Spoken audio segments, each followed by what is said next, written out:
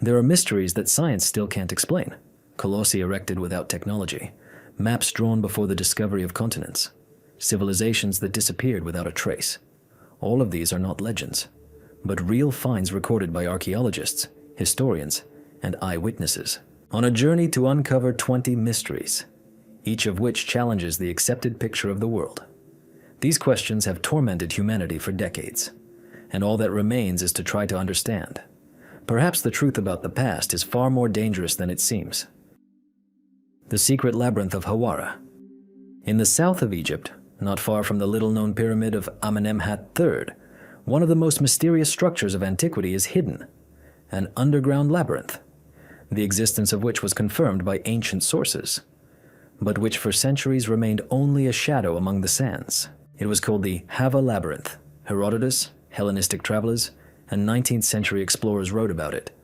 But the strangest thing began when technology finally reached this point in the 21st century, and what it discovered underground was immediately hidden from the public. Herodotus left a description that was long considered an exaggeration or myth. It surpasses the pyramids. There are 12 roofed palaces, 2 levels, one underground, the other above ground. I myself went down to the lower floor, and if I had not seen it with my own eyes, I would not have believed it. Thousands of halls, connected by passages, columns, and all of them carved from the same stone.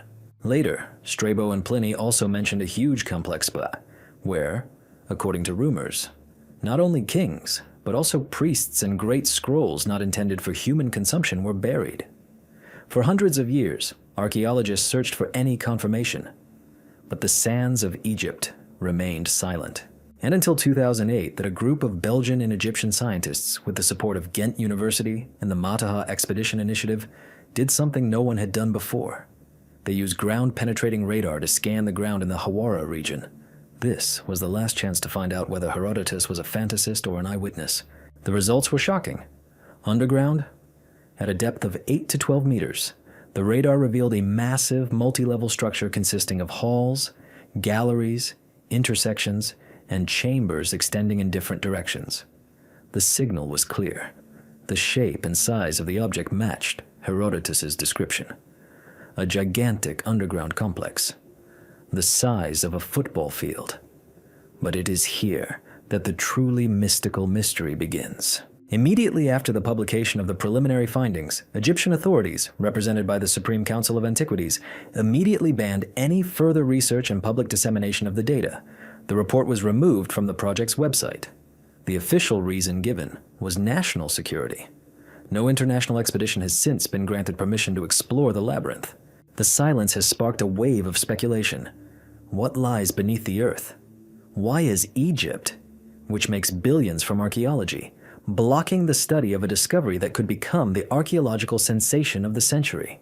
One of the most widespread theories is that the labyrinth contains not just the bodies of pharaohs, but texts that could change our understanding of history. Herodotus wrote that these halls contain all the wisdom of the priests, recorded on stone and papyrus. Could it be that the knowledge of pre-Egyptian civilizations, preserved to this day, resides there? There were other theories too. Some cited geomagnetic anomalies, as if the complex itself was designed to concentrate energy. Others pointed to similarities in architectural principles with Mayan temples. Some researchers suggested that the labyrinth was built not for humans, but for other forms of consciousness that did not require light or air. It's also curious that many elements of Amenemhat III's pyramid are destroyed, as if someone was attempting to destroy the entrance or divert attention. Modern Egyptian tours of the Hawara region do not include this site. It is fenced off, patrolled, and, despite its archaeological potential, remains effectively closed to researchers. Today, 15 years after the scan, the underground city still exists, but no one can enter it. Some are sure that if the labyrinth is opened, it will be the greatest discovery in human history. Others believe that it was sealed for a reason. What's inside is not what we're supposed to find, because knowledge buried for thousands of years may not just be ancient, it may be dangerous. Official archaeology is silent. The Egyptian authorities maintain an absolute taboo. Documents published in 2008 have disappeared, but ground-penetrating radar doesn't lie.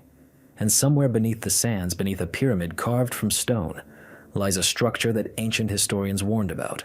Too big, too old, too forgotten. a labyrinth that no one dares enter. White Pyramid of Xi'an. There's a nearly forgotten report in the archives of World War II. In it, a U.S. Air Force pilot, Colonel Maury Sheehan, claims that during a reconnaissance flight over China in March 1945, he saw something impossible. A huge white pyramid standing in the middle of a valley, shining in the sun's rays. According to him, the structure was smooth, almost mirror-like, with a flat top and a height comparable to a skyscraper. As the plane approached, he made out several smaller pyramids nearby, arranged in a geometric pattern. This story might have been dismissed as fantasy, if it hadn't been accompanied by a photograph that was later leaked to the press. Although the image itself was long considered lost, in 1994, a researcher, Hartwig Hausdorff, found it in a U.S. military archive. The image does indeed show a pyramidal shape, standing out sharply against the hills. It was dubbed the White Pyramid of China. But since then, a strange silence has set in. Today we know that in Shanxi province, especially near the city of Xi'an, there are indeed dozens of pyramidal mounds that official Chinese archaeology classifies as mausoleums of emperors and nobles of the Han Dynasty, and access to most of them is prohibited. They are covered in grass, often intentionally planted with trees, and there are no roads leading to them. Chinese authorities cite cultural sensitivity and the need for conservation. But those who have attempted to study the area note that this is not a matter of protection, but of isolation. What is known, some pyramids are truly enormous. For example, the Maoling Pyramid reaches 46 meters in height, but there are structures mentioned only in satellite images. Their heights can exceed 90 meters, and their geometric symmetry suggests they are not mounds, but artificial engineering structures. What makes the White Pyramid particularly mysterious is its absence from official archaeological documents. Not a single Chinese scientific publication acknowledges its existence. Moreover, since the end of the last century, any foreign expeditions, even those requesting permission to photograph from the air, have been refused. The area within 100 kilometers northwest of Xi'an is considered closed. Some researchers point out that the shape of the White Pyramid is reminiscent not only of Egyptian prototypes, but also of Mesoamerican ziggurats, especially in that it has a truncated top, as if it served as a base for a platform or temple. According to another theory, it could have been an astronomical instrument. If the arrangement of the accompanying pyramids really does follow the stellar pattern, as suggested by supporters of this version, then what we have before us is not a tomb, but a space observation complex dating back to the prehistoric era. But where does such precision come from? And why, if we're talking about a simple mausoleum, has it still not been excavated, studied, or included in tourist routes? One version is more frightening than the others. It is based on indirect evidence from Chinese chronicles of the Tang Dynasty, which mention a certain tomb sealed by heaven. These texts speak of a place that was built according to plans brought from heaven, and where within there are neither bones nor gold, but a heart that cannot be named. These lines have always been considered a metaphor, but if they refer to the White Pyramid, then perhaps it contains not a body, but an object whose origins lie beyond the ordinary. Occasionally, every few years, satellite images record changes on the slopes of the pyramids, the disappearance of vegetation, the appearance of spots with abnormal temperatures. But Chinese sources do not comment on this data. All attempts to conduct independent research end the same way: refusal, silence, and the disappearance of publications. Some speculate that the White Pyramid may be older than China, so ancient that Chinese history itself is merely a chapter written on the ruins of what came before. And perhaps, at the top of this pyramid, there once stood not a temple, but a signal pointing to the sky. Today, the White Pyramid is a symbol of how much is hidden behind the guise of archival silence. It's not in guidebooks. It's not shown on the news. Its photos are deleted from forums. But it's there. It's standing still. P. Stillery Longyu. In 1992, a simple farmer from the Chinese province of Zhejiang decided to drain a swampy plot of land near his home. He hired workers, installed pumps, and within a few hours the water was gone. But instead of the usual depression, a dark hole opened up beneath the layer of silt. Carefully descending, the farmer discovered not a crack in the ground, but the entrance to a gigantic underground cave with perfectly carved walls, vaults, and columns. This was the first of the Longyu caves, China's most inexplicable architectural mystery. 23 more caves were discovered in the same area. All were man-made. All were colossal in size. Some reached 30 meters in height. Their walls were polished to a smooth finish. Inside were rows of columns, ceilings, terraces, stairs, ledges and passages extending in various directions. They are all located at different depths, but none intersect with another. The structure is so precise that it seems as if someone designed them in advance, using large-scale engineering drawings. But what makes these caves truly mystical is that there is not a single line about their existence in historical chronicles. Not a single official chronicle, not a single ancient Han Dynasty text, not a single folk myth mentions the construction of these caves. For Chinese tradition, with its meticulous approach to recording history, this is practically impossible. Such structures could not have arisen by chance or in isolation. Calculations show that to carve even one cave by hand would require at least 1,000 people working 12 hours a day for 6 years, and this is just one cave out of 24. There are tool marks inside, but they are all identical. Parallel lines run along the walls, as if left by some kind of machine tool. They cover absolutely every surface: the walls, the columns, and the ceilings. No modern tool could recreate such a pattern by hand on such a scale. Moreover, some halls exhibit an acoustic effect whereby sound propagates as in concert halls, strictly along the center with resonance. In other words, the caves possess an acoustic symmetry unattainable by ancient technologies. But even if we assume these are religious sites, there are no inscriptions, images, or artifacts inside. Not a single object indicating who lived, prayed, or worked there. The entire space is carved out to the point of emptiness, as if they were created not for life, but for the very fact of existence. Some researchers suggest these were grandiose reservoirs, but stairs, columns, and terraces are not built in such cases.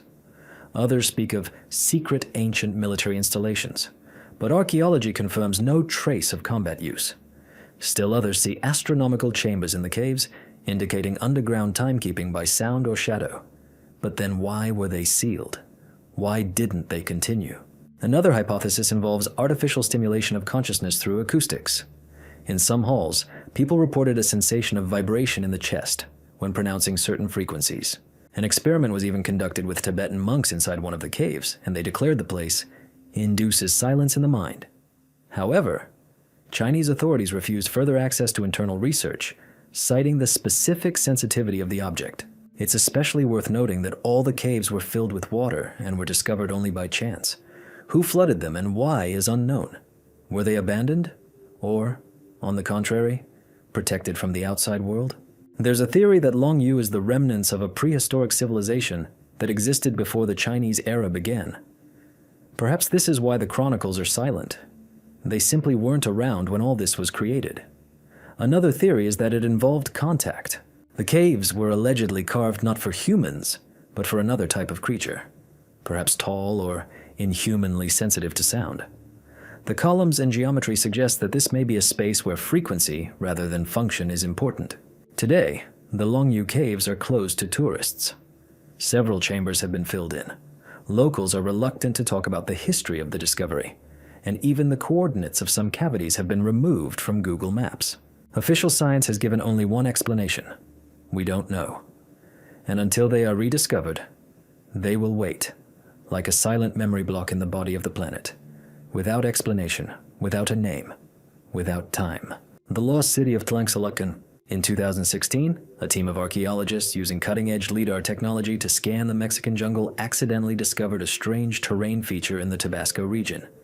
In a place considered uninhabitable, flat, and uninhabitable for decades, the dense canopy of foliage suddenly revealed the outlines of streets, rectangles, staircases, and, most strikingly, a gigantic stone arch, over 20 meters high. Thus, a forgotten city was discovered, not mentioned in any source of the Mayan, Toltec, or Aztec civilizations. It didn't appear in legends, chronicles, or traditions. The locals didn't even name it. The explorers themselves gave it the name Tlangsalakan, which can be translated as the place where the voice disappeared. From the very first steps of archaeologists, details began to emerge that didn't fit into the conventional model of pre-Columbian Mesoamerica. First, the city's layout didn't correspond to any known scheme, neither radial, like Teotihuacan, nor stepped, like the Maya. The central part of Tlangsalakan was a double ellipse, surrounded by a spiral-shaped stone wall. But the strangest thing was that in the center was neither a temple nor a pyramid, but a completely smooth platform about 60 meters in diameter, made of obsidian. Those who approached were met with something inexplicable. It was impossible to speak on this platform. Voices became quiet, as if extinguished. Whispers became silent. Sound recording devices detected a faint vibration at a frequency of about 12 hertz, barely perceptible to the ear but clearly affecting the vocal cords. The phenomenon was unexplained, but everyone who stepped onto the black circle felt the silence not as an absence of sound, but as a pressure, as if sound were being forced out of the space. One of the acousticians who examined the site called it an inversion chamber without walls, essentially, a space where resonance is physically suppressed. Others went further, suggesting that the site was used not for human voices, but for a different type of vibration, perhaps connected with rituals in which sound was controlled differently, not by speaking words, but by creating waves. But who built this city? Clearing the area revealed the presence of more than 170 buildings, including several residential complexes, a drainage system, hieroglyphic columns, with inscriptions not related to any known culture of the region. Even the architecture pointed to a different origin. Inserts of glassy material were found in stone blocks, probably formed at temperatures over 1,500 degrees, which is not typical for local construction technologies. Another oddity? The city is completely devoid of burials. Not a single burial, no ritual chambers, no sacrifices, nothing. Given the scale of the settlement, the absence of the dead is an anomaly. A hypothesis has arisen that the inhabitants abandoned it voluntarily, perhaps suddenly, leaving everything as it was. Stone vessels, blankets, household utensils. It's as if the people disappeared overnight. The most disturbing discovery was made in 2017. On one of the columns, researchers discovered a relief depicting a human figure without a mouth. Instead of a mouth, there's a concave indentation. Above it is a spiral, extending upward like a symbol of sound emanating from the sky. Nearby are 8 repeating symbols, resembling waves or chords. This symbol has no analogs found in Mesoamerica or elsewhere. The research was planned to continue, but a year later, the project was shelved. The official reason given was instability in the region. However, some expedition members later anonymously reported repeated GPS anomalies, electronic problems, and, in one case, the disappearance of a team member for 27 hours over the city. He was found 5 kilometers from the camp, with memory lapses and profound fear. He was unable to explain where he had gone. Access to Talang Selection has been closed since then. The obsidian site has been covered with geotextile and filled with gravel. Chinese and Mexican satellites have not published any recent images of the area. The only remaining images are LiDAR scans and copies of photographs posted online before the research team's servers were shut down. A city unknown to the peoples who lived around it. A place where the voice fades and the dead do not remain. A city that disappeared from memory, not because it was forgotten, but because no one had the right to remember it. Underground city. In 1963, a resident of a Turkish village in the Cappadocia region decided to renovate his basement. He began demolishing a wall, expecting to find voids or exposed stone, when he suddenly stumbled upon a tunnel leading off into the darkness. Curiosity got the better of him. He went deeper and discovered a staircase, then a spacious hall, and then another. Thus the entrance to one of the most mysterious and inexplicable sites of antiquity. The underground city of Derinkuyu was accidentally discovered. Today it is known that Derinkuyu extends to a depth of over 60 meters and comprises at least 18 floors, some of which remain unexplored. This is not just a hollowed-out cave, it is an entire underground megastructure designed to accommodate tens of thousands of people. There are living quarters, storerooms, wells, ventilation shafts, schools, wine storage facilities, livestock areas, and even temples. All of this is carved from a monolith of tuff, without concrete reinforcement, without modern technology, but with an engineering precision that casts doubt on the official dating. Its construction is attributed to the 8th century BC, but there are no reliable historical sources about its construction at all. Moreover, the city is not mentioned in Turkish chronicles or annals until the 20th century. It is as if it simply did not exist in human memory. The ventilation system in Derinkuyu is one of the main mysteries. A vertical shaft runs through the center of the city, from which more than 50 ventilation ducts extend, penetrating all levels. Even on the lowest floors, the air is fresh and dry. The design of this system still raises questions. Not only its effectiveness, but also the method of its design and construction in the absence of maps, instruments, and artificial lighting. Each level of the city could be sealed off with stone doors, giant circular discs that sealed passages from the inside. These stone barriers weigh up to 500 kilograms, and when open, they are invisible. Only special grooves indicate where they are hidden. This suggests that the city was not simply a refuge, but a place originally conceived as a system of protection, control, and complete isolation. But protection? From whom? According to one theory, the inhabitants were hiding from nomads or invaders. But then the city would have been habitable for a short period of time, not equipped for long-term life support. There are even church buildings inside, suggesting a long-term stay rather than an emergency shelter. More radical researchers suggest that Derinkuyu is an infrastructure created after a global catastrophe. According to some indirect evidence, the structures of Cappadocia may have arisen immediately after the last ice age, an era when climatic and atmospheric conditions on the surface could have been deadly. Derinkuyu would then become not a fortress, but an underground artifact of survival. The lack of burials raises even more questions. Not a single burial has been found throughout the entire system. Did people live there, eat, build, worship, but not die? Or were the bodies removed? This is strange for any culture, especially when we're talking about thousands of people. Another disturbing fact is the silence. For decades, locals didn't report the cave's existence. It was believed they belonged to jinns and were dangerous to enter.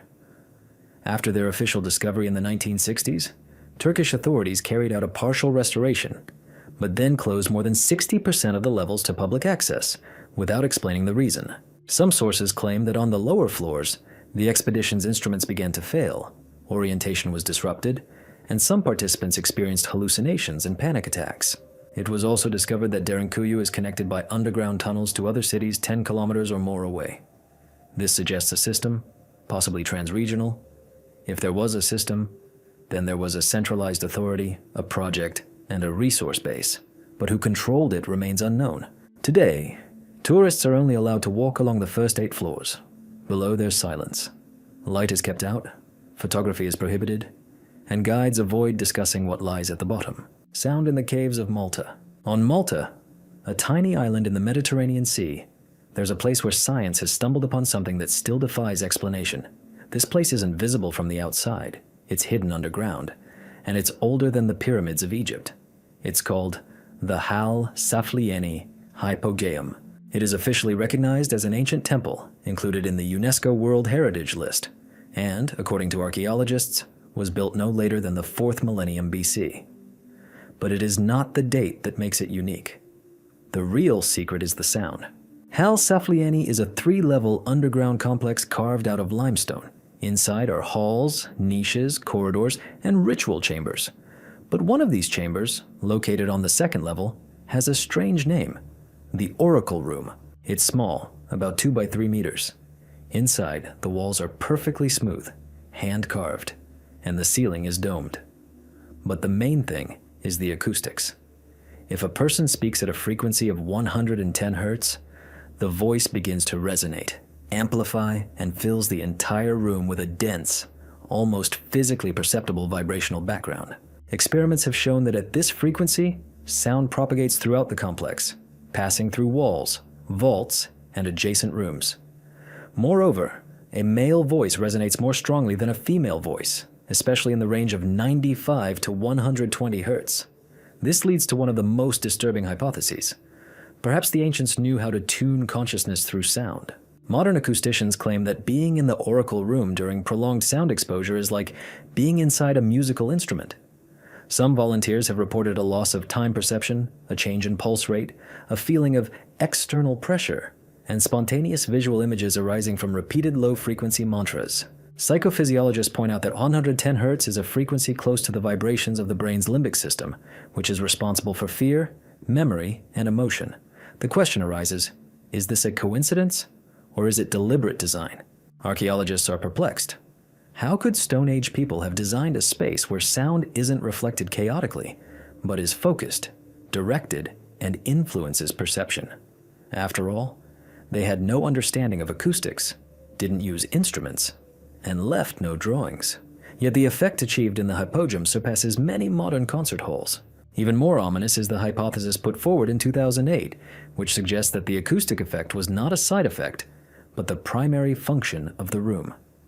Some researchers believe the hypogeum was used not simply for rituals, but to induce trance states, perhaps priests or initiates intentionally inducing altered states of consciousness, through voice, rhythm, and vibration. This may explain the images found near the camera, which do not resemble any known symbol of the era. Spirals, waves, curved lines radiating from one point. The most horrific discovery was made in the 20th century, but until now it has been known only from oral histories. During excavations from 1902 to 1911, archaeologist Temple Fleury allegedly discovered more than 7,000 bones belonging to children and adolescents. The bones were stacked in the lower level of the complex, where sound is virtually impermeable, but there were no signs of violent death. Who were these children?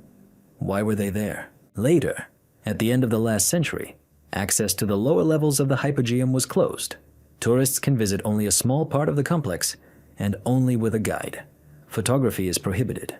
Research is limited. The oracle room is not used for acoustic testing on living humans, ostensibly for ethical reasons. However, reports from the Malta National Science Council indicate that exposure to a frequency of 110 Hz for more than 10 minutes may cause unpredictable effects. One of the most disturbing theories belongs to the Italian researcher Paolo Graziano. He argues that the hypogeum may contain infrasound vibrations perceived by the body, but not by the ear. In this case, architecture was built not for hearing, but for perception at the level of cells, the nervous system, and perhaps even consciousness itself. Why? To connect with something to hear, or, on the contrary, to muffle something that shouldn't be allowed out. Copper scroll from Qumran. In the spring of 1952, among the remains of the ancient settlement of Qumran in the Judean desert, archaeologists discovered a find that didn't fit any familiar patterns. It was a scroll, but not made of papyrus or leather, like all the others in the Dead Sea Scrolls collection. It was made of copper, and what was written on it immediately baffled researchers, because unlike the other texts, sacred, philosophical, theological, the copper scroll was a treasure list.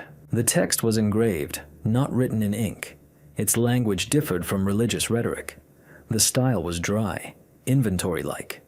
It was a description of 64 hiding places where enormous quantities of gold, silver, vessels, and ritual objects were allegedly hidden.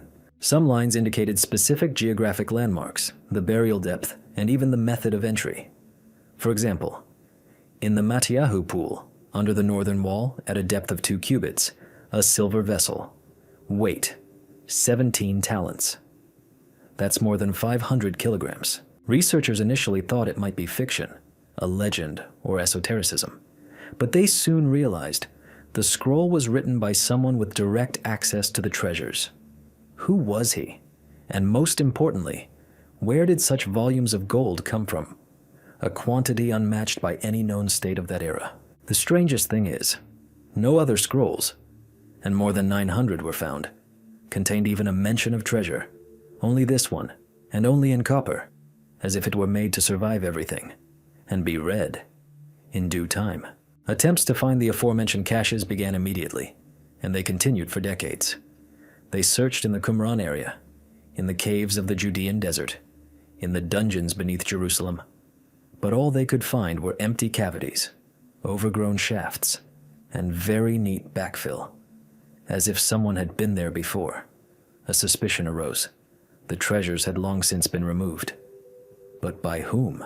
One hypothesis is that these are lost relics of the Second Temple, hidden before the destruction of Jerusalem by the Romans in 70 CE. Perhaps the temple nobility, realizing the temple would fall, decided to conceal the most important things, not just wealth, but symbols of power, lamps, altar vessels, even fragments of the Ark of the Covenant itself. This hypothesis is supported by the fact that none of these relics were ever found after the temple's destruction. Another theory is even more disturbing. Some researchers believe the copper scroll may not be a list of hidden items, but a list of activated ones. That we're talking about more than just hiding places, but energy points where each vessel not only carries weight but also significance for a ritual, a system, a certain memory architecture. Proponents of this theory point to the repeating structure of phrases and patterns in the geography of objects. Some storerooms are arranged in a spiral, while others align with a center that is never specified. It's as if the coordinates refer to a diagram rather than to locations. But the most disturbing fragment of text, which eluded translation for a long time, was one. It appears outside the list, as if beneath the line, and the third door will be closed, and the knowledge will be hidden. Only recently have philologists concluded that it is a fragment of a formula, most likely a ritual incantation or a phrase from an apocryphal tradition. But why is it engraved in a treasure list? In 2009, a French expedition exploring one of the areas mentioned in the scroll discovered a stone vault filled with particular care. Inside, it was empty, but along the edges of the vault were depressions with signs of high temperature heating. The temperature required for such traces is over 1,000 degrees Celsius. What burned inside is unknown. But there was no gold. Today, the original copper scroll is kept in the Jordan Archaeological Museum. Access is restricted. Only a copy is permitted for study. The reasons are the preservation and uniqueness of the material. New research is on hold. The official position is that the scroll has no proven practical value. But unofficially, many acknowledge that even if part of the treasure did exist, the scale of this silence could change our understanding of religion, history, and who hid what in the sands of Judea. The giant monolith of Beatty, on the edge of the Syrian desert, amid sand and ruins, lies a boulder that, by all accounts, shouldn't exist. It hasn't been eroded by time. It hasn't been moved. It hasn't been lifted. It remains in the quarry, a gigantic stone, carved from the rock but unmoved. This boulder weighs approximately 200 tons. That's more than any known monolith in the world. It's called simply the Beatty monolith, and it's one of the most disturbing archaeological paradoxes in the Middle East. Beatty is located in the area of the ancient city of Baalbek, famous as the site where the Romans built the Temple of Jupiter. But upon closer inspection, it turns out that the temple's foundation is made of blocks that are alarming in their own right. 3 of them, the trilithons, weigh about 800 tons each, and they are stacked on top of each other with millimeter precision. But beneath them, in the same quarry, lies an even larger stone, left there forever. Question: if the Romans were able to deliver 800-ton blocks, why did they leave this one? The Beatty monolith measures over 20 meters long, 4.5 meters high, and almost 5 meters wide. It is perfectly rectangular. The cut lines are clear, smooth, and crack-free. It is neither broken nor damaged. In other words, it was completely ready for transport, but for some reason remained in the ground. Science offers a rational explanation. Perhaps the stone was too heavy, and the builders abandoned it. But this explanation raises more questions than it answers. First, why cut such a block if smaller ones had already been used? Second, how did they even plan to move it? In ancient times, there were no cranes, platforms, or lifts capable of moving such a load. Even modern mechanisms would be unable to lift 200 tons without specialized training and equipment. Furthermore, no traces of lifting structures, rollers, beams, or lever systems have been found near the monolith. Some researchers, including engineer and historian Jean-Pierre Adam, claim that earthen embankments, rails, and grease could have been used to move the blocks at Baalbek. However, no remains of these structures have been found nearby. Most importantly, no one can explain how the precision of the installation of such enormous blocks was achieved. The joints between them are less than a millimeter, and the surface is so smooth that not even a needle can fit between the slabs.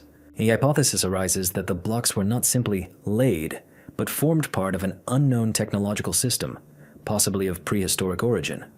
Some theories posit that Baalbek existed long before Rome, and that the Romans merely used the existing foundations, without understanding their true purpose. In ancient Phoenician texts, Baalbek is mentioned as the place of the descent of the gods and is called the City of the Sun Gate. Moreover, myths say that a house was built here for Baal, the ruler of the sky. Is it possible that the monoliths were part of an energetic or ritual complex intended not for humans, but for another power?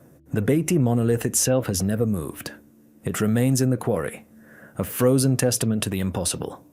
All that is known about it is its mass, its shape, and the fact that no one on Earth has been able to replicate it. Another oddity, plants growing near the stone are not typical for the region's climate. Instruments also detect a weak magnetic field anomaly in the area, as if the stone contains a component that influences electromagnetic processes. This raises cautious speculation that the block may have been processed or worked using technologies unknown to us. Today, access to the monolith is free, but it is surrounded by silence. Guides do not linger near it. Scientists avoid publications. It is not used in tourist brochures, perhaps because it's not just a discarded block. It's a question that haunts those who know what the impossible looks like in the light of the midday sun. It's still there, as if waiting to be picked up. And maybe on that day, we'll finally understand who put it there. Pyramids under the ice of Antarctica. Antarctica, a continent covered in kilometers of ice, where not a single tree can survive, and temperatures can kill a person in half an hour. It is the last blank spot on the map of the Earth. And it is here, amid the cold, winds, and silent mountains, that one of the most ominous and poorly explained archaeological mysteries of our time begins. In 2012, satellite images published by independent researchers revealed something unexpected. 3 distinct peak formations rising above the icy wasteland. They were located in the southern Wilkes Land region, in a hard-to-reach area. But most importantly, they were symmetrical, and one of them had a tetrahedral shape, reminiscent of a classical Egyptian pyramid.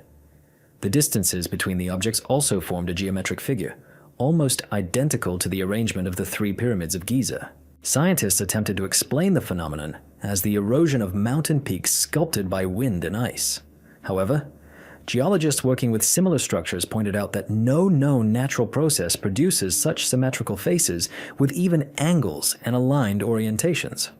Furthermore, radar images detected voids within the central pyramid, resembling internal chambers. The photographs were published on forums and in open satellite databases, raising a wave of questions. But then a series of oddities began. First, the images began disappearing.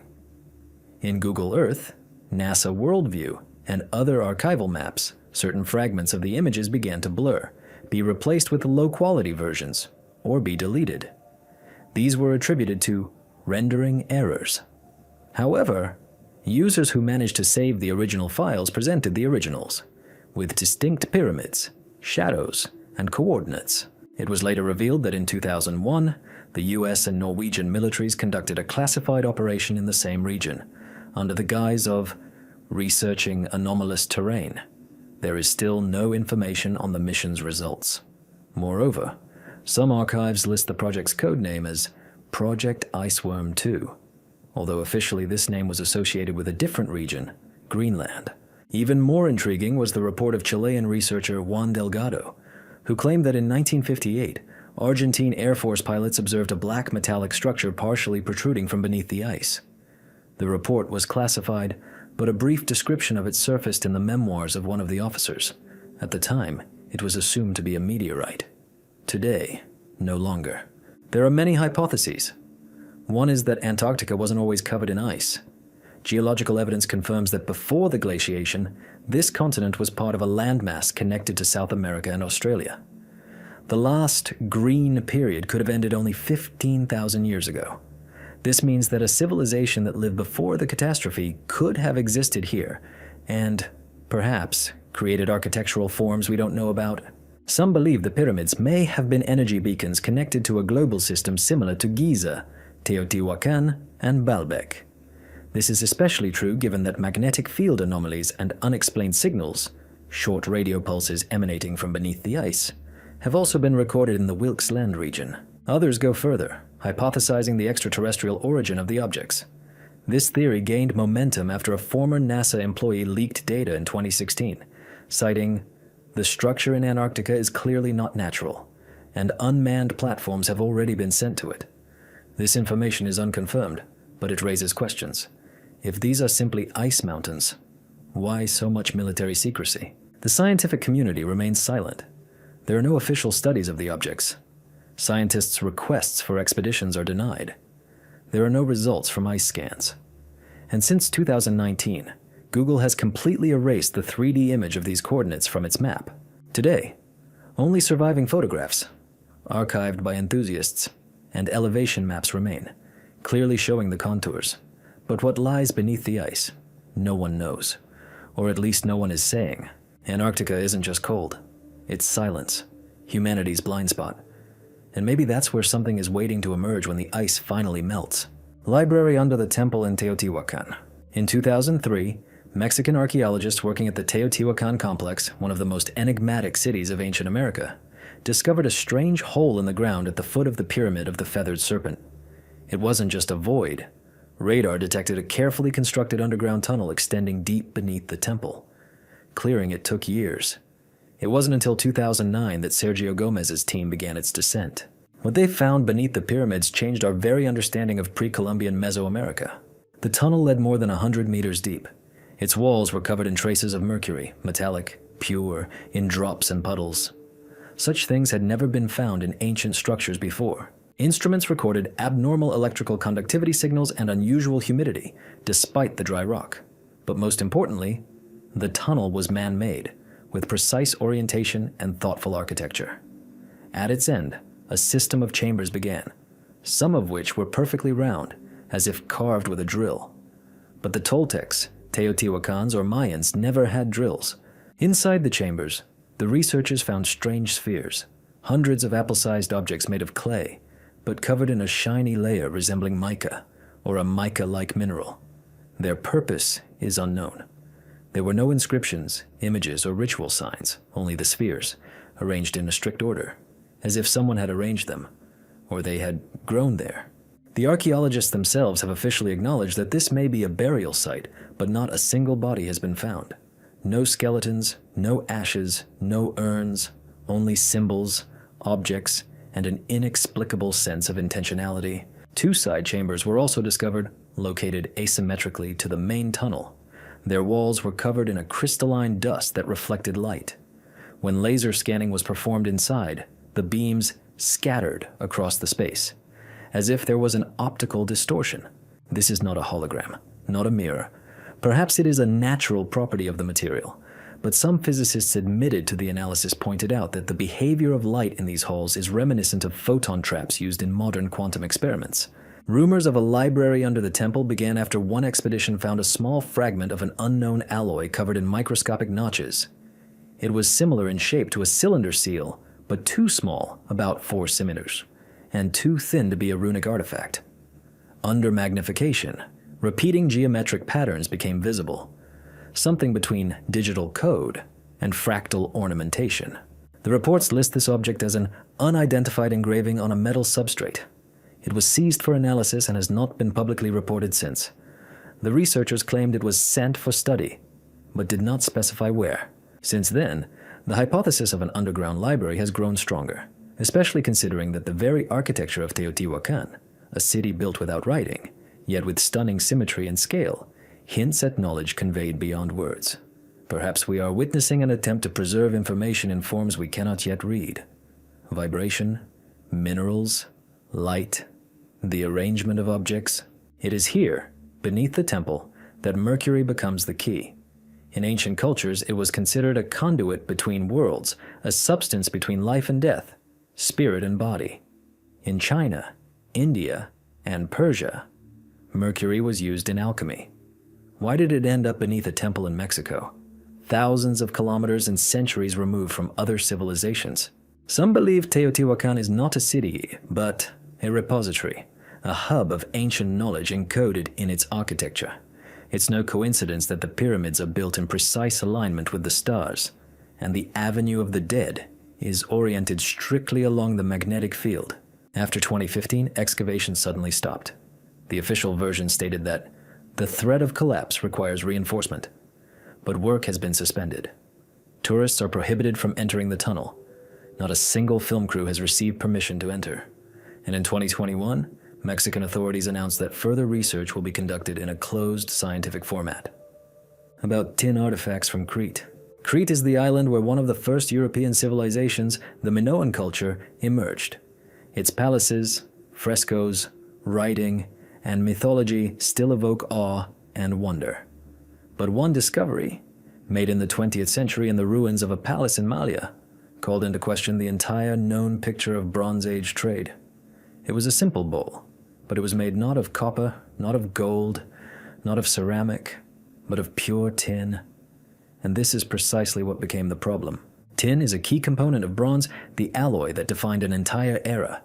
Without it, it would have been impossible to cast weapons, tools, and statues.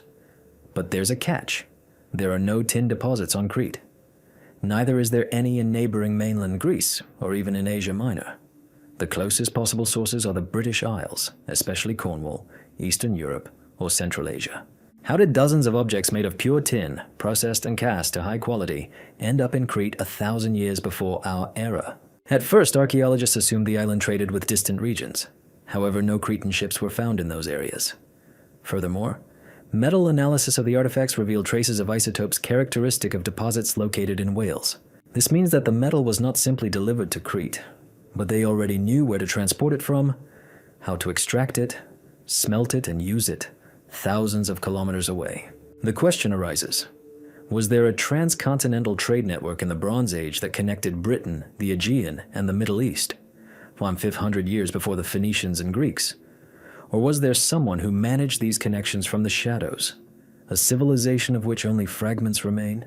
In 2018, an international team of geochemists conducted isotopic analysis of several objects from Cretan Minoan burials. Their conclusion: the tin composition does not match any known Bronze Age supply route. Moreover, several samples were found to contain traces of tungsten and lead, which require temperatures higher than those attainable by smelting furnaces of the time. In other words, tin wasn't just imported, it was processed using technologies that shouldn't have existed.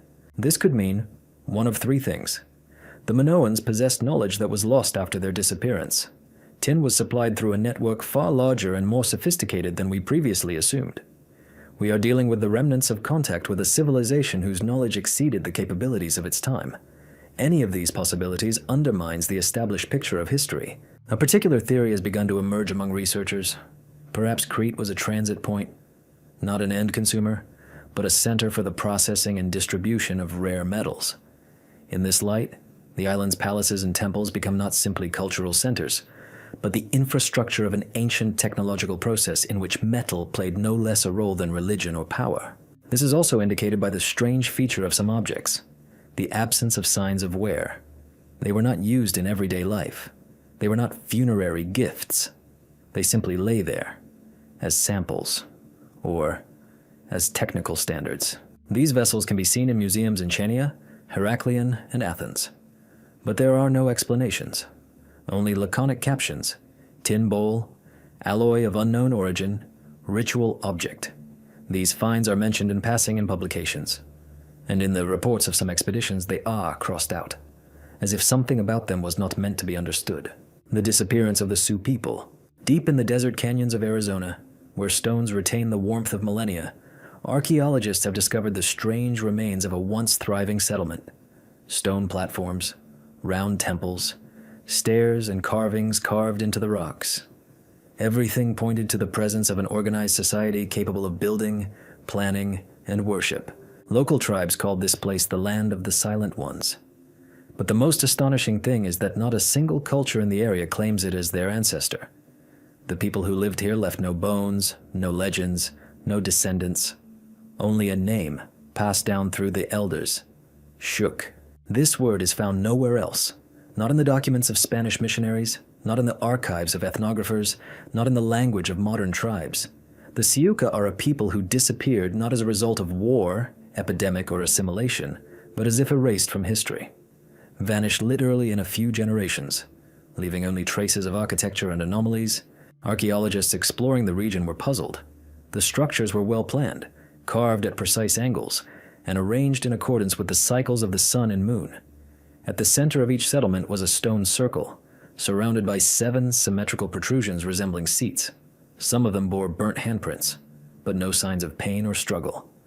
The firing temperature was over 900 degrees Celsius, and not a single skeleton was found nearby. Inside the circles are remnants of quartz dust, ash, and sand, which is not found in the region. Its composition matched samples from southern Nevada. But how did it end up hundreds of kilometers away, especially in a sacred area? Some researchers, including Dr. Emily Pearson, have suggested that the circles were not altars, but rather devices for acoustic or energetic influence. When sounds in a certain tone were pronounced, vibrations were observed in the air and a response from the walls. Moreover, The sound seemed to curl in on itself, disappearing into the center.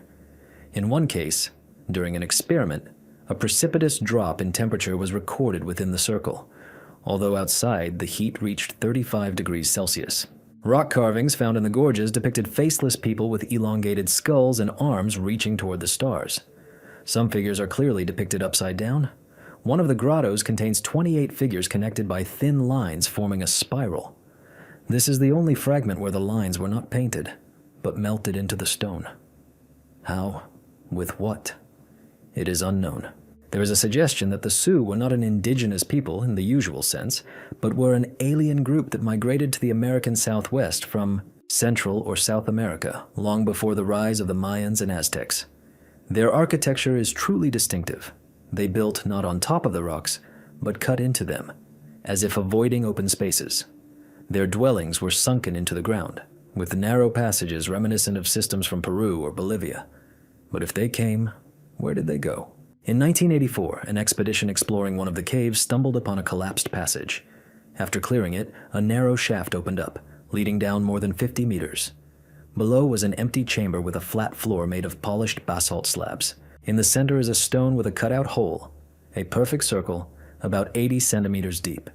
At the bottom of the hole is a crystal. Its composition has not been determined. A sample was removed for study, but has not since been included in any scientific reports. 3 days after its opening, the mine was officially closed. The region was declared archaeologically unstable. All work ceased. Since then, the story of the Shuk people remains unanswered. Local tribesmen interviewed by journalists merely shrug. We don't know who they were, but they weren't like us. And when they left, they didn't even leave a shadow. Engraving on a rock in Brazil. In the heart of the Amazon, near the city of Manacapiru in northern Brazil, stands a solitary stone monolith that doesn't appear in any guidebook. Hidden among tropical vegetation, near the banks of the Negro River, locals call it simply Itaguatiara, which means carved stone in the Tupi language. It's enormous, over 10 meters long and almost 4 meters high. But the important thing isn't its size. What's important is what covers its surface. Symbols carved into the rock that have no parallel in any American culture. These engravings are not drawings. They are geometric symbols, up to 2 centimeters deep, executed with astonishing precision. Some of them are parallel spirals, others are closed figure eights, concentric circles, and crisscross grids resembling wave grids. In certain light, it appears as if it were a visualization of a sound or shape captured in motion. No known pre-Hispanic culture in Brazil used such forms. Itaguatiara is a mystery not only because of its shape, but also because of its origin. The first archaeologists studied it in the 19th century and mistakenly believed it to be a colonial-era creation. But modern dating methods of the surface and erosion layers have shown that the drawings are at least 7,000 years old. This makes them among the oldest evidence of a sign system in South America, and perhaps in the world. The question arises, who and why left a message that no one can decipher to this day? Some researchers have hypothesized that this is an archaic form of writing, predating all known South American systems. But then why has it not continued? Where are the other examples? Where are the speakers? Where is the evolution of the language? Everything has disappeared, as if Itaguatiara were the only place where knowledge came, and then vanished. Another version is astronomical. Many of the symbols are oriented strictly according to the cardinal directions, and one of the spirals points to a point that coincides with the position of Sirius in the sky around 5000 BC. Perhaps the monolith was used as a platform for observing the stars, where the engravings served as a counting system or calendar. But there's a third theory, more disturbing. According to ethnographer João Mendes, who spent years among the Baré tribe, elders spoke of a place where the stone sings. This description specifically applied to Itaguatiara. They claim that if you stand in a certain spot near the monolith and utter a sound of a certain pitch, the rock will begin to resonate. One of the experimenters attempted to replicate this and indeed recorded a vibration in his body, despite the absence of external sound. This effect was later confirmed by geophysicists. It turned out that the stone has a special quartzite structure capable of transmitting vibrations, and some of the engravings match the shapes that arise in the sand when exposed to sound, the so-called Chladnian figures. This suggested that Itaguatiara is not just an inscription, but a recorded sound. Not text, but a voice transformed into form. And if so, then who uttered it? Some believe the monolith is an echo of a visit from an unknown culture, perhaps from outside familiar geography, and even from outside human history. An engraving that cannot be deciphered because it is not a code S, but a transmission of a different nature of perception. Today, Itaguatiara is almost forgotten. There's no road leading to it. Only rare enthusiasts make their way through the jungle to see this stone and hear its silence. Ukok Plateau, high in the Altai Mountains, on the border of Russia, Mongolia, China, and Kazakhstan, lies one of the most remote and inaccessible places in Siberia, the Ukok Plateau. This harsh, cold, and desolate expanse, pierced by winds and framed by icy ridges, is covered in snow almost all year round, and only in summer is the frozen ground briefly exposed. Here, in the permafrost, archaeologists in 1993 made a discovery that caused an international stir: a woman's tomb, perfectly preserved for 2,500 years. Thus began a story that remains an open question in archaeology, medicine, ethnology, and in attitudes toward taboos. She was nicknamed the Princess of Ukok. She was buried in a wooden sarcophagus carved from larch, along with 6 sacrificial horses, richly decorated and wearing ritual masks. Nearby were vessels with plants, mirrors, jewelry, and everyday objects. But most importantly, the body. It was so well preserved in the permafrost that not only the hair and skin were preserved, but also the tattoos, executed with an amazing technique. Figures of fantastic animals, intertwined with symbols, many of which have not yet been interpreted. Anthropologists noted that the princess's facial features did not match those of any modern people in the region. She had fine cranial lines, an elongated face, and distinctly Caucasian features. Some researchers have suggested that she may have been a member of the Scythian elite, or the Pazyryk culture, but this identity has never been definitively established. The tomb's contents raised even more questions. Not only meat and kumis were found, but also remains of cannabis and plants with a strong psychoactive effect. This led to the hypothesis that the woman was not simply a noblewoman, but a priestess or shaman, conducting rituals of passage or communication with the world of the dead. What happened next has caused the most controversy. The body was taken to Novosibirsk for examination, and almost immediately afterward, a series of earthquakes, floods, and other natural anomalies, including devastating mudflows and landslides, began in the region. Local residents, especially the Altai people, were outraged. For them, Ukok was and remains a sacred territory, and the burial sites are inviolable. The removal of the body was perceived as an act of desecration. There were accusations that the archaeologists had violated an ancient vow and that the spirits had been disturbed. The situation escalated into a cultural conflict. The authorities attempted to resolve the issue. Some artifacts were returned, but the body of the princess remains stored at the Siberian Institute of Archaeology. Demands for its return to the plateau continue to this day. Further tension was generated by the results of biological tests. According to an internal report from 1995, the woman had signs of a tumor, possibly malignant, as well as spinal pathology. However, her body was laid to rest with the utmost honors, and the burial exceeded any known ones in scale. This gave rise to the hypothesis that the woman may have held a special status, either social or sacred. Perhaps she was perceived as a prophetess, a mediator between worlds, or even an object of worship. Modern attempts to re-examine the DNA have encountered resistance from traditional communities and some in the scientific community, who believe the data was distorted or not published in full. It also remains unclear whether radiation levels inside the mound were measured or whether metal content in the skin and tissue was analyzed. This data has never been publicly published. In 2014, several local activists attempted to independently return the remains. The attempt was stopped by police, but it once again demonstrated that the question of who this woman was is simultaneously scientific, religious, and political. The Ukok Plateau has since been declared a protected area. Entry is restricted. Further excavations are prohibited. Shted map of the starry sky. In 1889, near the ancient city of Nippur, in what is now Iraq, an archaeological expedition from the University of Pennsylvania discovered an artifact that, at first glance, looked no different from thousands of other clay tablets from the Sumerian era. It was broken, covered in cuneiform writing, and apparently contained administrative data. But decades later, when methods for deciphering and comparing cuneiform became more precise, it turned out that this was not an accounting entry or a religious text, but an astronomical diagram dating back to no later than the 20th century BC. The tablet depicted circles, sectors, dots, and curves representing the positions of stars and planets.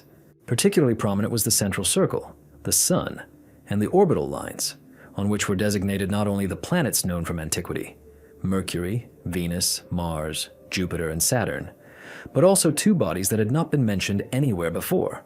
One, clearly designated as an object outside the orbit of Saturn. The second, inside the orbit of the Earth, but not coinciding with either Venus or Mercury. This gave rise to one of the most controversial questions. Did the Sumerians know about planets not visible to the naked eye? Further research conducted in the 20th century revealed that the tablet's text mentions a certain point, the Abzu, passing through the path of Anun on the day when the seven rise in the east. These formulations can be interpreted as describing the rising of seven bright celestial bodies, the sun, the moon, and the 5 planets accessible to observation. But what is an Abzu? In Sumerian mythology, it is the underground or underwater kingdom, primordial water, the source of life. However, in the context of the tablet, it is located not underground, but in the sky, including next to the black point that does not shine. Some researchers suggested that this could be a description of the moon at new moon. However, the phrase pulsates but does not reflect doesn't fit this theory. Another hypothesis was then proposed. Perhaps it was an object crossing the plane of the ecliptic, meaning a comet, meteor, or even an exoplanet. The problem is that no such object had been observed at that time. Of particular interest was the fact that one of the diagrams on the tablet almost exactly matches the planetary arrangement on March 15, 2023, based on NASA orbital data. This has given rise to theories of a great cycle that repeats every 3,600 years, a number associated with the mythical body Nibiru in later Babylonian sources. Although many academic experts have dismissed such parallels as speculative, the fact remains. The Sumerians' level of astronomical knowledge was far greater than is commonly believed. Their lunar calendar, descriptions of eclipses, calculations of the lunar phases, and even forecasts of solar cycles, all of this has been documented and confirmed. But the celestial map from Nippur is different. It contains not only astronomical but also conceptual elements inaccessible to direct observation. One sector, marked as the Gate of Fate, is oriented toward a point in the sky that coincides with the modern coordinates of the galactic center. This cannot be a coincidence. The galactic center cannot be seen without a radio telescope. How could the ancients have known that the center of our solar system was in the constellation Sagittarius? Why was it precisely there that the Anunnaki facing during the 7th turn of time? Why did they single out this particular direction from the entire sky? Some researchers point out that the Sumerians did not perceive the stars as fixed points, but as living entities possessing intention and breath. Perhaps the map was not an astronomical aid, but a model of the cosmos embedded in a mythical structure, where stars, cycles, and bodies are parts of a single living mechanism. The tablet with the celestial diagram is currently housed in the Istanbul Archaeology Museum. It is not on display. Its number is listed in the archive as unconfirmed star diagram. Reprints are limited, copies are incomplete. It remains an artifact around which data, controversy, and silence accumulate. Mycenaean Linear B inscriptions. In 1900, Sir Arthur Evans began excavating ruins on the island of Crete, which turned out to be the remains of a civilization long forgotten in European memory. He named it Minoan, after the legendary King Minos. Inside the palaces, archaeologists discovered hundreds of clay tablets covered in a strange system of symbols. They resembled writing, but did not belong to the Greek, Phoenician, or Egyptian alphabet. These signs were called linear script. Later, it was divided into 2 types, linear A and linear B. The latter was deciphered. The former was not. But it was the decipherment of linear B that left more questions than answers. Linear B was deciphered in 1952 by Michael Ventris, an architect and self-taught linguist. He demonstrated that the script concealed an archaic form of Greek. This meant that the Greeks, or ancestors of the Greeks, already existed in the 15th century BC, long before classical Hellas. But even after decipherment, the structure of linear B does not fit the typical evolution of writing. The script uses a syllabic structure that is not typical of ancient Greek phonetics. It contains dozens of syllables that cannot be reproduced in Greek, as if the signs were borrowed or adapted from another, more ancient language. This has led researchers to hypothesize that linear B was not invented, but inherited. The question is, from whom? The most obvious candidate is linear A, the Minoan script found on Crete. But it has remained undecipherable for over 120 years. All we know is that the linear A alphabet is superficially similar to B, but the language behind it is not Indo-European, not Semitic, and does not belong to any known language family. It is alien in structure, word forms, and word order.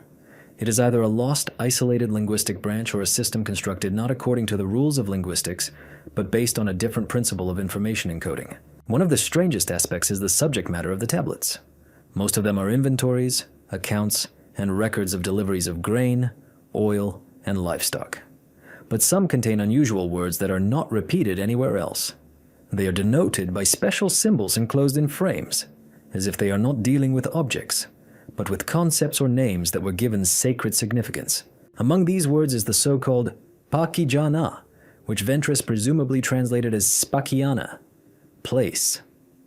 However, other researchers believe this is not a toponym, but a name or title. And next to this word is a symbol resembling a rayed solar disk, not typical of Greek mythology but frequently found in Assyrian and Sumerian texts. This gave rise to the hypothesis of cultural and possibly technological borrowing between civilizations separated geographically and chronologically. How could the Mycenaeans have known about the symbolism characteristic of Mesopotamia? How did a writing system that arose in a closed island space become so complex and structural? Some epigraphers have suggested an external influence, perhaps from a civilization that existed before known cultures, one that may have left traces of linear A, linear B, and other symbolic systems throughout the Mediterranean. This would explain the similarity of some signs to ancient Indian symbols of the Harappan culture, as well as to early Chinese trigrams found in Shang-era excavations. The lack of contextual text raises further questions. All linear B writing consists of short notes, without narratives, without myths, without descriptions of events. It seems as if writing was used exclusively for internal administrative record-keeping, or, more likely, as just one system for recording information, the bulk of which existed orally, symbolically, or in another form entirely. B texts are stored in archives in Greece, Great Britain, and Italy. Digital copies are available, but not all tablets are represented in open databases. Some, discovered after the 1990s, have not been officially published and are known only from fragmentary mentions in classified academic reports. Mercury Fountain under the Pyramid. In the very center of the ancient city of Teotihuacan, beneath the base of the Pyramid of the Feathered Serpent, a tunnel hidden underground for over 1,800 years was discovered. Its discovery in 2003 was one of the most significant archaeological finds in Mesoamerica. But the real shock came to researchers in 2015 when, at the end of the tunnel, at a depth of more than 15 meters, a strange material was discovered. Pools of liquid mercury, carefully placed in niches, channels, and on the floors of secret chambers. This isn't just a rarity. It's a phenomenon technologically impossible for that era. In ancient times, mercury was considered a sacred substance. It symbolized changeability, transformation, the boundary between life and death. In alchemy, it was a substance through which matter could be transformed. In China, it was associated with immortality, and in Persia, with messengers from other worlds. But mercury was practically unknown in America, especially in its pure form and in such quantities. The team of archaeologist Sergio Gomez carried out a chemical analysis. It was not ori, not cinnabar, but liquid metallic mercury, preserved in a closed space for 1,500 years. It was housed in thin channels running across the floor, as if part of a complex circuit. There were no signs of evaporation, poisoning, or destruction of adjacent surfaces. This indicated that the room was sealed and built to contain the mercury.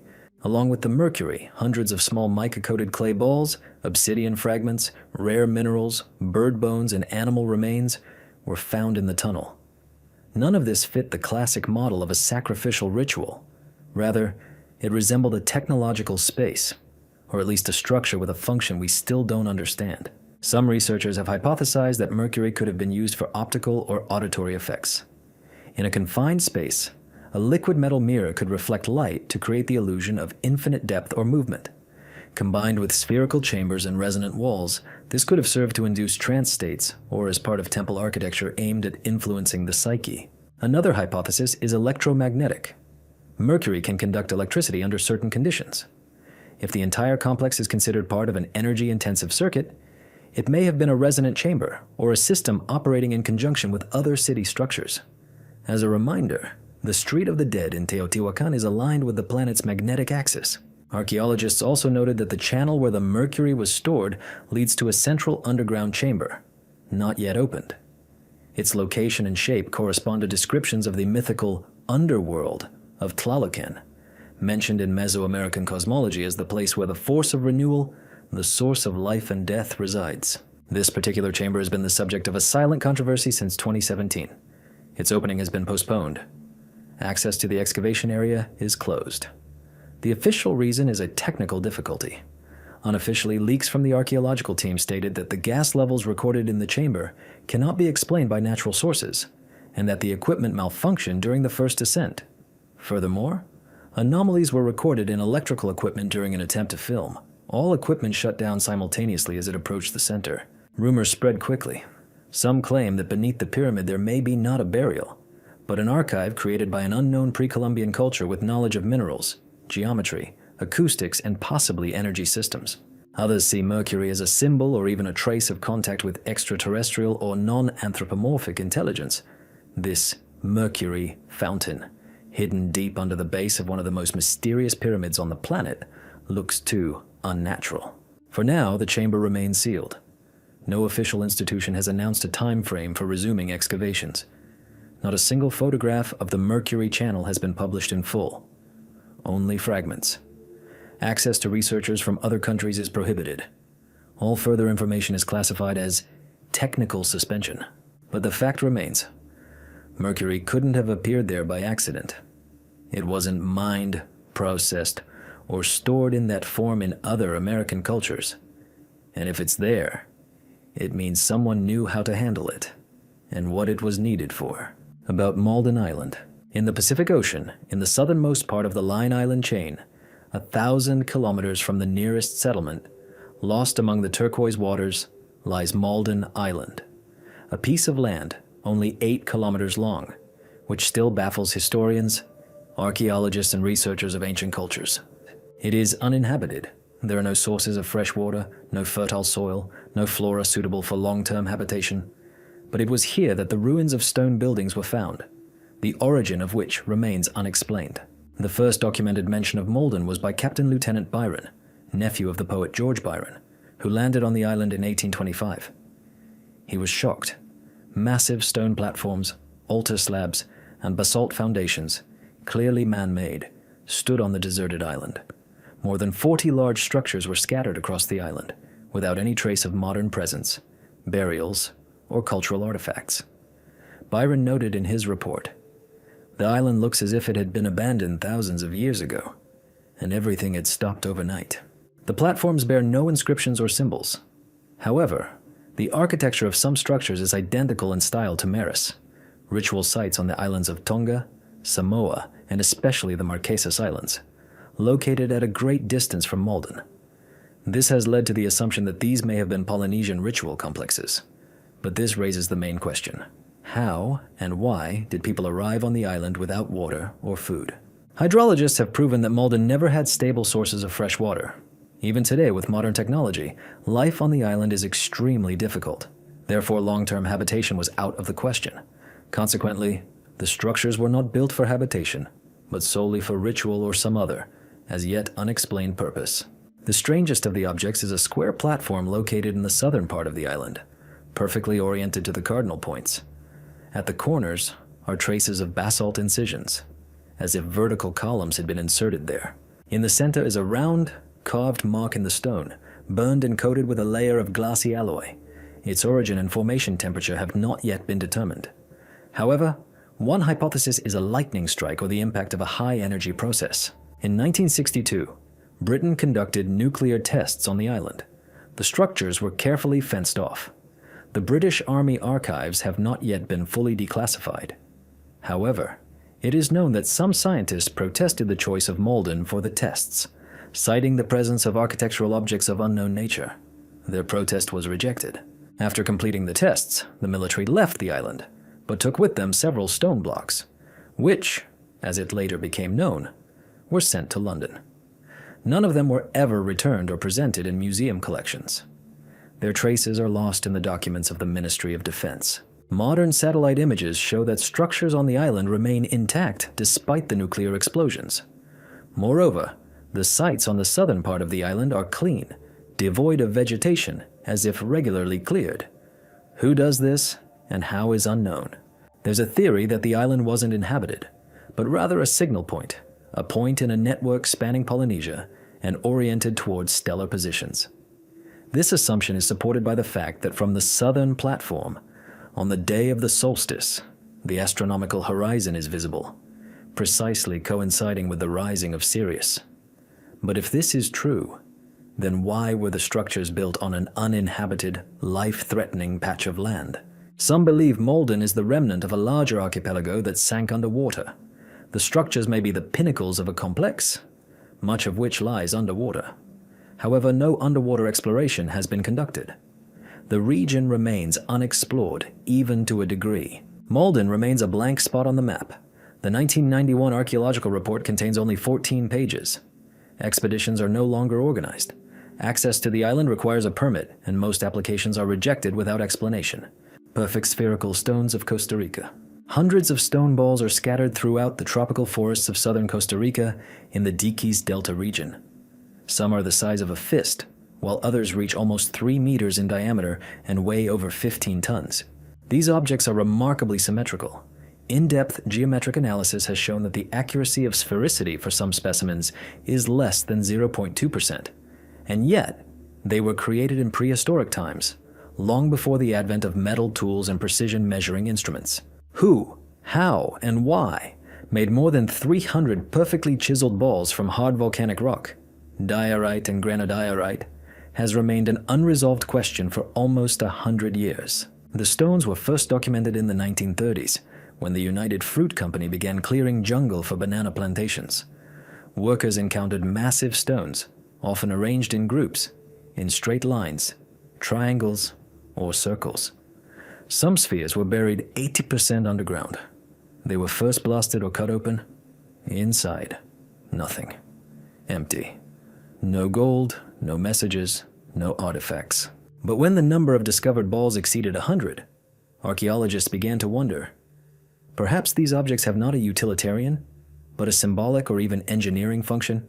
One of the main mysteries remains the processing technology. Diorite is one of the hardest rocks, second only to diamond. It cannot be carved with stone tools without signs of rough work. But the Costa Rican spheres show no signs of impact, cracks, or cutting. The surface is smooth, as if polished by rotation. The idea that the spheres were formed naturally, for example, by erosion or weathering, was quickly dismissed. No known geological process produces such perfect shapes. Some of the spheres were found in places where there was no stone of the corresponding type within hundreds of kilometers. This means that the stones were not only carved, but also transported across rugged terrain, without wheels, animals, or roads. Who had the resources and motivation for such labor? One explanation is cultural. Supposedly, the balls were created as status symbols, symbols of power.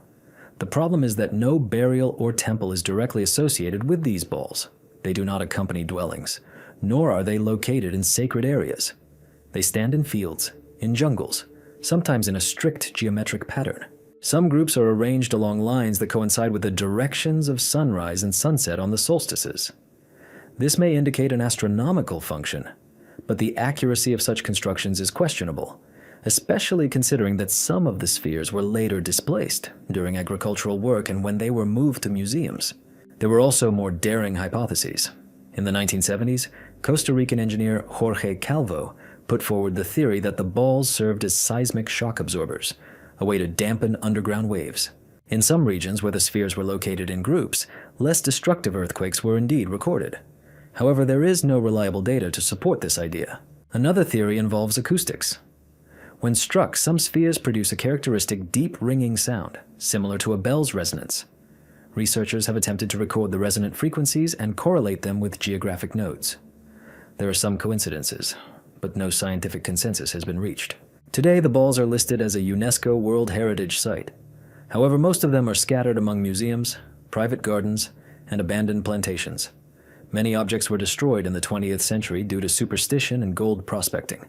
The bearers of the culture that created the balls disappeared long before the arrival of the Spanish. The language, mythology, and names were lost. No modern ethnic group in Costa Rica considers them to be their ancestors. This makes the spheres an isolated technological and cultural phenomenon, without history, without a name, and without explanation. All we have are perfect geometric bodies scattered across the earth, without function, without text, without context.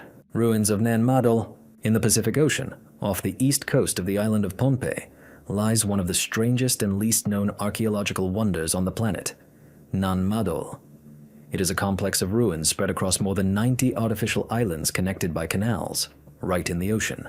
The structures are made of enormous basalt columns, some weighing up to 50 tons, and are stacked without mortar to form walls, platforms, and temples up to 8 meters high. All this takes place in a region where, before the arrival of Europeans, there were no metal tools, no writing, and no animals capable of carrying heavy loads. Nan Madol is often called the Venice of the Pacific, but this definition is misleading. Unlike Venice, the city was not a residential center or a trading hub. It was an isolated ritual complex located far from the main island on open water, where storms and tides make life virtually impossible. Building such structures, coastal, massive, and watertight, requires colossal effort, but no one knows why they were built here. According to local lore, the complex was erected by forces from the heavens. Legends claim that two brothers, Olushipa and Olushopa, arrived on the island and, using magic or flying stones, erected towers of black stone. Locals avoided settling in Nan Madol, considering it a city of the dead and a territory where other laws govern the world. Archaeological evidence confirms that construction began no later than the 8th century AD, but traces of habitation here are considerably older. Some fragments of the cultural layer extend back 1,500 years. But where do the basalt columns come from? The only place on Pohnpei where a similar stone exists is the Sokis volcano. Located on the opposite side of the island, it's over 30 kilometers of rugged jungle terrain, followed by a sea route. How and why did ancient people move hundreds of thousands of tons of stone across the island and the ocean without wheels, winches, or boats capable of supporting such weight? Some believe the columns were hewn on site, others that they were part of an ancient lava formation, cut by hand. But the question of transportation remains open. In the 1907 archives, a German officer wrote that the locals refused to even discuss the construction mechanism. They claimed, "The stones flew by themselves." Studies of the underwater portion of the complex have revealed massive platforms submerged in 2 to 3 meters of water, which may indicate that part of the city was built during a time when sea levels were lower. This adds another mystery. The structures may be much older than is commonly believed. Some hypotheses consider Nan Madol a geomagnetic point, similar to Stonehenge, Tiwanaku, or the Great Pyramid of Giza. The complex is built with a clear orientation, and one of the main streets points to the rising point of Sirius around 1000 BC. Coincidence, or something more? It also remains unclear why a ritual center was built on water, in a place prone to floods, typhoons, and erosion. Perhaps the water itself served as a sacred boundary. Or, according to another theory, the city was used not for habitation, but for control, perhaps over the entrance to an underground system. Studies of the seabed reveal the presence of tunnel-like structures, but access to them is extremely limited. Today, Nan Madol is officially recognized as a UNESCO World Heritage Site, but expeditions are rare, funding is minimal, and global scientific interest is limited. All that remains are shattered ruins, canals overgrown with seaweed, and stone walls, each weighing more than the tribe's entire boat could support. No inscriptions, no skeletons, no weapons. Only stone, water, and silence. 20 mysteries. 20 objects whose existence has been confirmed by archaeologists, but whose meaning remains unknown. Pyramids under the ice, mercury fountains, cities on the water, stones speaking a language we can't yet read. All of these are not myths or legends, but real facts that science has yet to unlock. Perhaps the answers are hidden beneath layers of time. Perhaps we're simply not ready to hear them yet. But each of these traces of the past makes us wonder how small our memory is, and how vast the history we've forgotten.